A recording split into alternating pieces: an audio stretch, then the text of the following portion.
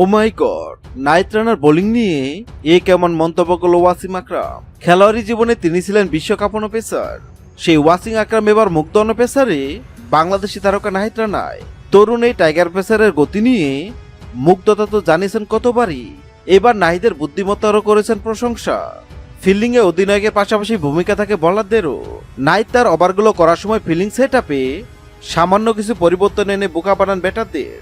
Glenn ম্যাক্সওয়েলের wicket শিকার করার পিছনে 23 বছর বয়সী এই ক্রিকেটারের যে বুদ্ধিমত্তার পরিচয় দিয়েছেন তাতে মুগ্ধ ওয়াসিম আকরাম।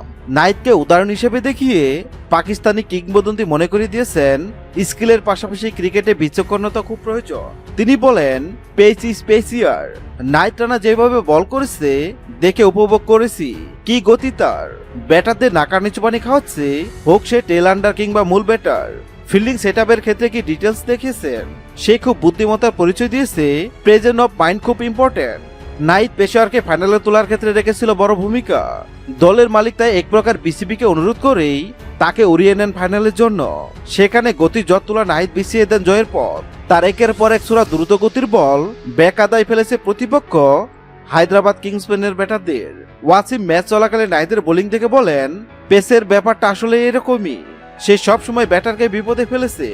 145 থেকে 150 কিলোমিটার গতি ঘন্টা যেভাবে বল করেছে দারুণ লেগেছে। সহজ অ্যাকশন, তেমন জটিলতা নেই, সামান্য উজ্জ্বল ভবিষ্যৎ। হ্যাঁ দর্শক, যদি ভিডিওটি ভালো লাগে লাইক দিবেন এবং সাবস্ক্রাইব আমাদের চ্যানেলের সঙ্গে থাকবেন।